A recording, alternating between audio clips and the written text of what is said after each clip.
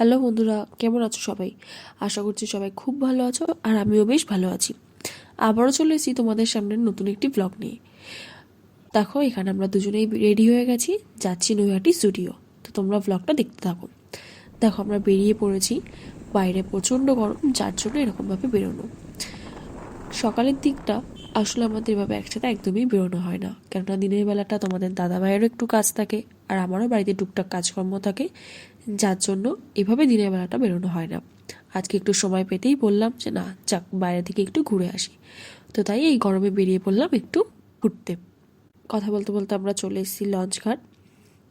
নৈহাটিতে দুভাবে যাওয়া যায়, ট্রেনেও যাওয়া যায়, লঞ্চ পার হয়েও যাওয়া যায়। তো আমরা আজকে গঙ্গা পার হয়েই যাব। আসলে গঙ্গার এই মনোরম প্রাকৃতিক দৃশ্যটা উপভোগ করতে আমাদের দুজনেরই বেশ ভালো লাগে, যার জন্যই গঙ্গা পার হয়ে এভাবে যাওয়া। দেখো চারপাশে পরিবেশটা কত সুন্দর লাগছে দেখতে। এখানে আসলেই না একটা আলাদাই শান্তি, মনটা একদমই ভালো হয়ে যায়। তো দেখো, হঠাৎ চোখ পড়লো দূরে ওই লঞ্চটাতে মা গঙ্গার পুজো হচ্ছে। আজকে দশহরার তিথিতে গঙ্গা মায়ের পুজো হচ্ছে। চলো তোমাদের কাছ থেকে দেখাই।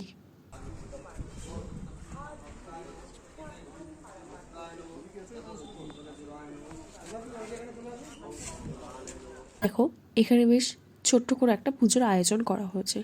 কত সুন্দর আয়োজনটা হয়েছে, এবং গঙ্গা মায়ের মূর্তিটাও দেখো কত সুন্দর লাগছে। সত্যি বলতে মূর্তিটা কিন্তু আমিও এই প্রথম দেখলাম। তো এখানে আর বেশি দেরি করলাম না, কেননা লঞ্চটা ছাড়ার সময় হয়ে গেছিলো, তাই চলে আসলাম লঞ্চে। এখানে দেখো বসার ব্যবস্থাও ছিল, লঞ্চটা অলরেডি ছেড়ে দিয়েছে। দেখো চারপাশে পরিবেশটা কত সুন্দর লাগছে। আর এই অসহ্য গরমের মধ্যে লঞ্চে করে গঙ্গা পার হয়ে যাওয়ার মজাটা কিন্তু এখানেই, যে একটা সুন্দর মিষ্টি হাওয়া দিচ্ছিল তখন, সেটা উপভোগ করতে কিন্তু বেশ ভালো লাগছিল। আর ওই দেখো দূরে যে ব্রিজটা দেখা যাচ্ছে, এটা হচ্ছে আমাদের হুগলি সেতু। দেখো কত সুন্দর লাগছে চারপাশটা। কথা বলতে বলতে আমরা চলে আসলাম নৈহাটি।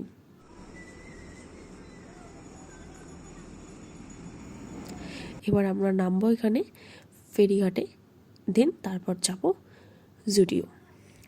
এই নামার এই জায়গাটা জানো তো বেশ একটু উঁচু ছিল, তাই তোমাদের দাদাভাই পাশ থেকে বলছিল একটু সাবধানে। তো যাই হোক, নেমে পড়লাম। এবার যাব সামনে এগিয়ে। আজকে একটু এখানে বেশিই ভিড় ছিল, কেননা এখানে বড় মায়ের পুজো হচ্ছিল, যেহেতু দশহরা তিথি।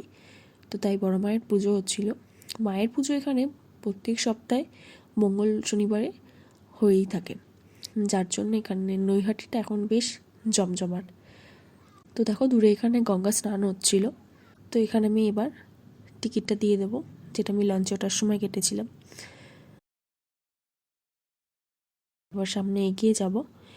এখানে আমার বেশ একটু জল তেষ্টা পেয়েছিল, তাই তোমার দাদাভাইকে বললাম একটু জল নিতে, তাই ও একটু এখানে জল নিচ্ছিল দোকানে।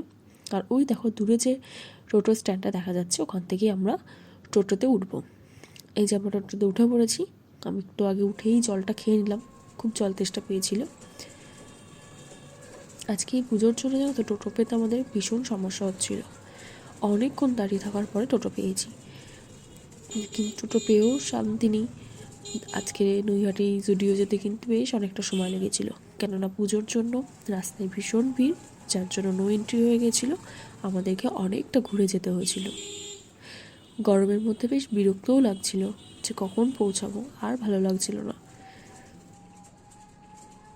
আমাদের নৈহাটি থেকে জুডিও যেতে, লঞ্চঘাট থেকে আর কি জুডিও যেতে কিন্তু সময় লাগে প্রায় 10-15 মিনিট, কিন্তু এখানে আজকে আমাদের প্রায় আধ ঘন্টা লেগে গেছিলো, যেহেতু রাস্তায় নো এন্ট্রি ছিল, অনেকটা ঘুরে যেতে হয়েছিল, তার জন্য একটু সময়ও লেগেছিল।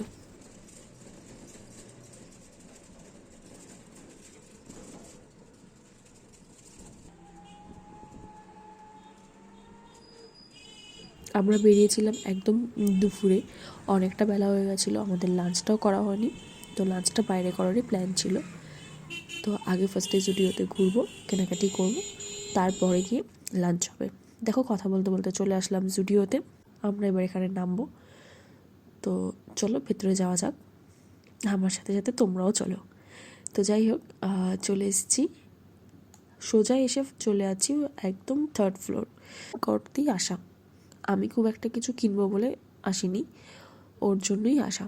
তো ভেতরে কিছু ড্রেস ট্রায়াল দিচ্ছিল, আর সেই ফাঁকে আমি দেখো একটু নিজেকে এখানে আয়নায় দেখছিলাম। যাই হোক, ওখানে আর একটু শ্যুট করা হয়নি। তোমার দাদাভাই শপিং হয়ে গেছে, বেশ কয়েকটা ড্রেস নিয়েছে। এবারে আমি এখানে চলে এসেছি আমার জন্য কিছু ড্রেস দেখতে। এখানে জানো তো ওয়ান পিসের কালেকশানগুলো খুব সুন্দর, বেশ ভালো লাগছিল ড্রেসগুলো। তো আমি আর কিছু নিইনি এখান থেকে, যেহেতু শপিং করবো না বলেই এসেছি আমি। তো এখানে দেখো চলে এসেছি একটু মেকআপের জিনিস দেখতে। এই লিপস্টিকের শেডটা আমার খুব ভালো লাগছিলো, তাই এটা একটা নিয়েছি। তো আমার দাদাভাইকে বলছিলাম যে দেখো এই কালারটা বেশ ভালো লাগছে, তো এটা একটা নিয়েছি আমি।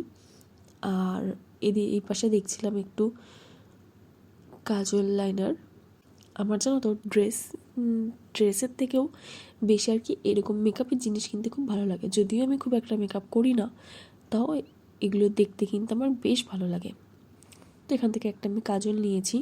আমি যদিও জুডিওর কাজল আগে কখনো ইউজ করিনি, এই ফার্স্ট টাইম ইউজ করব।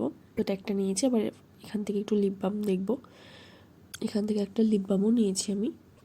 এখানে সব কালেকশানগুলি আমার বেশ ভালো লেগেছে, শুধু মেকআপ বলেই না, মেয়েদের ড্রেসের কালেকশান বা ছেলেদের ক্ষেত্রে তাদের ড্রেসের কালেকশানও খুব ভালো। তো কালেকশান মোটামুটি সব কিছুরই বেশ ভালো ছিল। এখানে একটু লিপস্টিক দেখছিলাম, কালারটা আমার খুব একটা ভালো লাগেনি, তাই আর নিইনি। ওদিক থেকে তোমাদের দাদাভাই আমাকে তাড়া দিচ্ছিল যে আর কতক্ষণ, কেন কি অনেক বেলা হয়ে গেছে, এবার কিছু খেতে হবে। খুব খিদে পেয়ে গেছিলো। তো এখান থেকেই দুটো নিলাম, দিয়ে ওকে বললাম যে ঠিক আছে চলো একটু কিছু জুতো দেখি। একটা স্লিপার নেওয়ার ছিল, তো এখানে এসে একটু স্লিপার দেখছিলাম। কালারগুলো প্রত্যেকটাই খুব সুন্দর ছিল, কিন্তু ওই যে আমার যেটা পছন্দ হচ্ছিলো আমাকে পরে ঠিক একটা মানাচ্ছিল না, যার জন্য আমি আর নিতে পারিনি। এখানে দেখো এটা আমার বেশ ভালো লাগছিলো, তো এটা আমার সাইজে হয়নি, তো তাই আর নিতে পারিনি এটা আমি। এছাড়াও প্রত্যেকটা স্লিপারের কালারই খুব ভালো ছিল।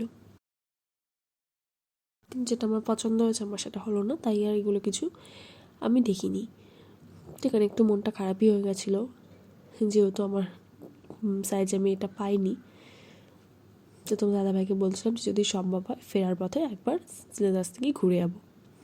তো দেখো সেটাই বলছিলাম ওকে। দিয়ে এখানে একটু আমি পারফিউম দেখছিলাম। এই পারফিউমের স্মেলটা আমার বেশ ভালো লেগেছিলো, এটা একটা আমি নিয়েছি। তো তোমার দাদাভাই দিক থেকে বলছে যে ব্যাস আর কিছু দেখবে না, চলো সোজা এখানে বিল করো, দেন যাবো লাঞ্চ করতে। আমি বললাম যে তুমি এখানে দাঁড়াও, আমি একটু আসছি ঘুরে। ও বলছে আবার কোথায় চললে বলে দেখো এদিকে চলে আসলাম একটু লিপ লাইনার দেখতে। লিপ লাইনারের একটা কালার আমার বেশ পছন্দ হয়েছিল, নিউড কালারের, বাট এটা আমি আর পাইনি এখানে। আই থিঙ্ক ইউজের জন্য এই একটাই ছিল, আর এটা আমি সেম পাইনি, যার জন্য আমি আর নিতে পারিনি। আর কোনো কালার আমার খুব একটা ভালো লাগেনি, তাই আর আমি নিইনি। তো চলে এলাম। ও হ্যাঁ, এদিক থেকে একটা জিনিস নিয়েছি, এটা হচ্ছে গিয়ে ওয়াইপস নিয়েছি একটা আমি এখান থেকে। এই ওয়াইপসটা নিয়েছি। এখানে দেখছিলাম আর কি কটা ওয়াইপস আছে। তো যাই হোক, এটা আমি একটা নিলাম। দিয়ে এখানে বেশ অনেক কিছুই ছিল কাউন্টারের সামনে। তো আমাদের দাদাভাই দিক থেকে বলছে যে কাউন্টারের সামনে জানো তো এগুলো কেন দিয়েছে, ওদের বিলিংটা যাতে একটু বেশি হয়। আমি বলছিলাম যে হ্যাঁ সেটাই। তো যাই হোক, কেনাকাটি আমাদের কমপ্লিট। এবার আমরা যে গেলাম সোজা বিল করতে। এখানে কাজ কমপ্লিট করে যাব লাঞ্চ করতে। যে সোজা চলে আসলাম তোমাদের মেনু কার্ড নিয়ে। আর দেখো আমার মুখটা কত কেমন একটা লাগছে, যেন মনে হচ্ছে আমি কতদিন কিছু খাইনি। খুব ক্লান্ত লাগছিল, একদমই ভালো লাগছিল না এখানে, খুব টায়ার্ড লাগছিল। একে তো গরম, তার মধ্যে ভীষণ পেয়েছিল খিদে। তো খাবার অর্ডার করতেই ওরা লেট করেনি। তো এখানে নিয়েছিলাম একটা ফিশ ফ্রাই, সেটাই ট্রাই করছিলাম, এটা বেশ ভালো ছিল। ও তোমাদের তো বলাই হলো না আমরা কোন রেস্টুরেন্টে গেছিলাম। আমরা গেছিলাম বোম্বে রেস্টুরেন্টে বিরিয়ানি খেতে। এখানে একটা চিকেনের আইটেম নিয়েছিলাম, দেন তারপরে সোজা বিরিয়ানিটা খেতে কিন্তু দারুণ ছিল।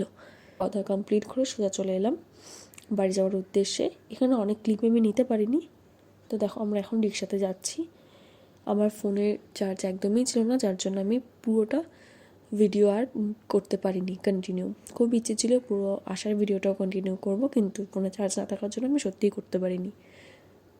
তো এখানে রিক্সা করে যাচ্ছি আর কি লঞ্চঘাট, যেভাবে এসছি নৈহাটি ঠিক সেরকমভাবেই ফিরবো বাড়িতে। লঞ্চ পার হয়েই যাবো আমরা, ট্রেনে আর যাইনি। তো এখানে আমাদের লঞ্চ চলে এসছে, আমরা এখন যাচ্ছি।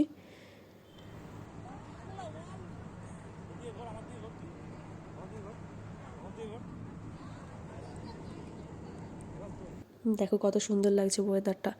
আসার সময় তো রোদের জন্য একদমই বাইরে বেরোতে পারিনি, তো এখন একটু বিকেল হয়ে গেছে, তো তার জন্য একটু বাইরে দাঁড়িয়েছিলাম। বেশ ভালো ছিল ওয়েদারটা। তো চলো আজকের মতো এখানেই ভিডিওটা শেষ করছি। তোমাদের যদি ভিডিওটা ভালো লেগে থাকে তাহলে লাইক কমেন্ট শেয়ার করো। দেখা হবে অন্য কোনো ভিডিওতে। তো আজকের মতো টাটা।